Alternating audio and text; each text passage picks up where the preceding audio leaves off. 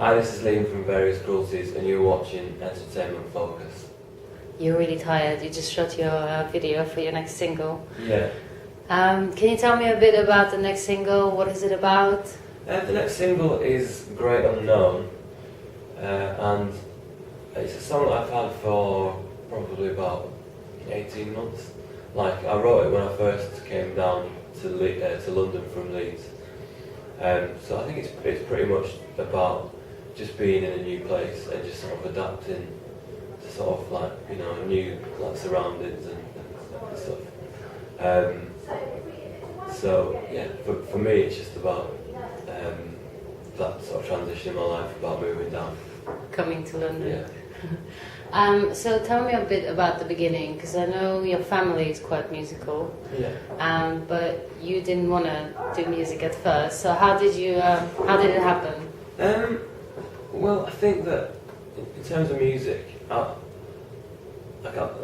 up and stuff, I was always, you know, I always listened to music and always had like CDs on, and there was always music on in my house.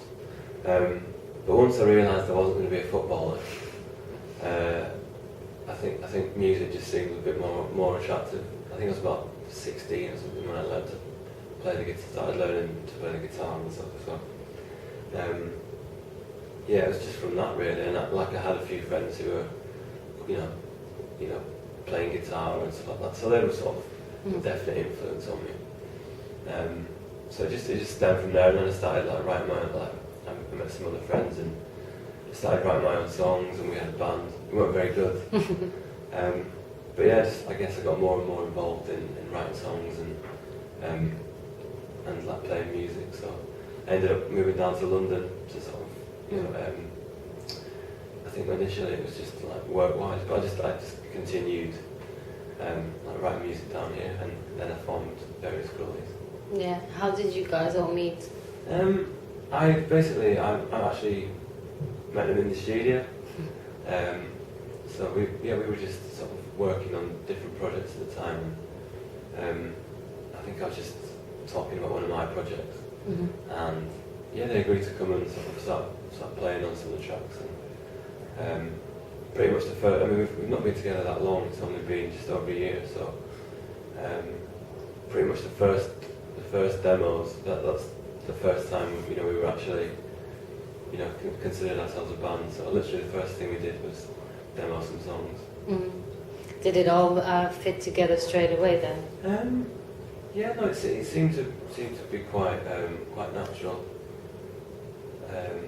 Like a few of the songs that I already had written before I met the guys, and yeah, in one form or another, and then sort of we worked on the arrangements together, and then obviously from there we worked on some more songs and stuff like that together. So yeah, no, it all came together pretty quickly. Yeah. I mean, our first gig was supporting the vaccines, and that was the 30th of November 2010. So yeah, we sort of rushed 6 songs together for that gig. So yeah, obviously we've gone on and done a record now. So yeah, you know, it's all come together pretty quickly. Yeah, and obviously from demos you went to supporting the vaccines, which is quite unusual for a new band. No, I know. I guess reasons for that. I mean, the vaccines are, you know, a relatively new band as well. So, you know, at the time we got to support them, they were just on a bit of a, they were on their own way of their rise or whatever. So, yeah, that's it really. Tell me a bit about the album. You were lucky enough to record it with Mr. Hoffer. Yeah, Tony Hoffer in LA. Wow. Well, no, we did 3 tracks in London, and then finished. I had to go and finish the record in LA. So of course we were a bit concerned about going to LA. Why? No, we weren't at all. No, we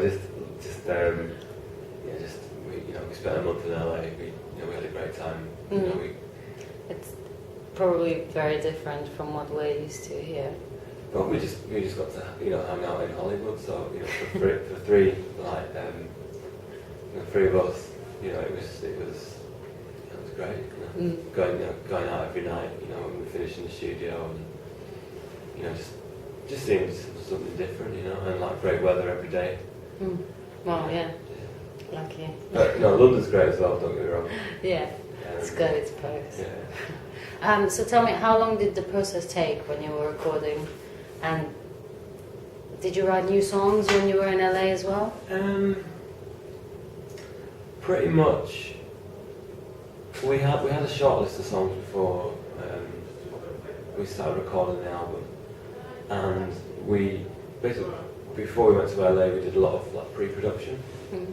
So we basically spent a week demoing the songs and sending them back and forth with Tony, and just sort of speaking to the label as well. So from that we kind of whittled it down to the songs that we were going to do for the record. Mm-hmm. So yeah, basically we spent a lot of time pre-producing them, and then as soon as we went to LA, it was I think we had another couple of days of like pre-production, but we were pretty much good to go as soon as we got everything was done. I mean, I guess there was a few weeks leading up to it, and I was sort of like creatively, I was kind of thinking, you know, I forgot everything. So there was actually a song I wrote called "Dry Your Tears," which was written probably a week before we started doing the record. Oh wow! So yeah, that made it on there. And I know most artists always think that the last thing they did was the best. So maybe there's an element of that in it. Yeah. Do you find that the new tracks and the old tracks you've had for longer, has it changed the way you write? I think it does write, because obviously you can't write the same song over and over. I mean, some people do. Yeah. Well, maybe. I think that like obviously the songs that are about 2 years, maybe sort of 2 years old, like the sort of the first, so not the first songs I ever wrote, but definitely, you know, first things I started thinking, oh, these are good. And you know, you're always going to sort of develop and change, and you know, you're going to hear something one day, you think, oh, I'd like to write a song like that, and definitely, you know, in terms of song structures and whatnot, you know, there can be more to it than just sort of verses and choruses and that sort of thing. So they're very important parts of songs, but you know, I definitely think, you know, from here, I definitely think that's something that, you know, would be good to sort of experiment with a bit more. So what is it that you focus most on when you're writing music? I think that it's mainly just getting the. I tend to find that if the song's strong enough, then it comes together pretty quickly with words and music. Because I could spend like weeks, you know, rewriting lyrics and thinking about melodies and whatnot. But you generally find that, well, I find the ones that I'm happiest with sort of tend to come together in a day or, you know, in a fairly quick sort of space of time when I start working on them. Yeah, that's good. Lucky. I hear some artists who spend months on the same track. I think it's maybe I don't know, I just probably don't have the greatest attention span, so yeah, but I probably don't finish a lot of things. And you've been on tour and done festivals. Yeah. Do you have any anecdotes or gigs that really stand out for you? Also, we did Isle of Wight Festival, Latitude, Camden Crawl, Live at Leeds. We did Live at Leeds and Camden Crawl in the same day. Oh wow! So that was pretty hectic. Obviously, that gig meant a lot to me because obviously it was my first gig back in Leeds with Various Cruelties. Yeah. Obviously, you know, I'd done lots of gigs in Leeds growing up and whatnot. But yeah, having the opportunity to go back and sort of do the new band, you know, at Live at Leeds was pretty exciting for me. I got all my mates down. Yeah. Can you? Is it not hard though when it's an audience, you know? Yeah, no, I guess that is the side of it. One side of it. That, yeah. No, like when we last time we played in Leeds, like a lot of my mates were like throwing stuff on the stage and throwing their mobile phones on the stage, and I just thought it was a bit bizarre. I thought every gig in Leeds was like that. Yeah. Yeah, it is. So tell me, you're going to be on tour soon again. Yeah. Can we expect to see you in London as well? Yeah, we are. We've got 2 dates with Kasabian in December, and Kasabian and Miles Kane. Oh which wow! I'm well excited about because I actually genuinely like both artists. So from a sort of a personal point of view, like I'm excited about those shows. I just think they'll be, Yeah. I'd have loved to go to those shows. So it's just a bonus that I can sort of, play as well.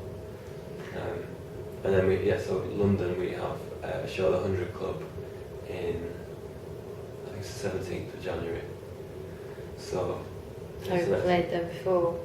I played the 100 Club like a while ago, but I was like just playing acoustic. I was opening for someone. I can't remember now who it was. But yeah, that was it's a great venue. Obviously, it's pretty legendary, and you just walk in there, and you can just like photos from the 60s of like the Stones and stuff like that. So it's definitely a venue packed with history. Yeah, that's. So yeah, no, for our next London show, it should be pretty exciting. We're all excited about it. Yeah. Tell me, what are the plans now before the tour? Do you have any plans? Well,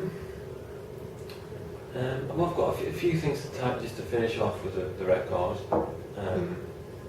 So it's just a few tiny little things. So I'm sort of doing that over the next few days, and then. No, I think that's it really. I think it's just getting these. We've got a show on New Year's Eve as well. Just thinking about.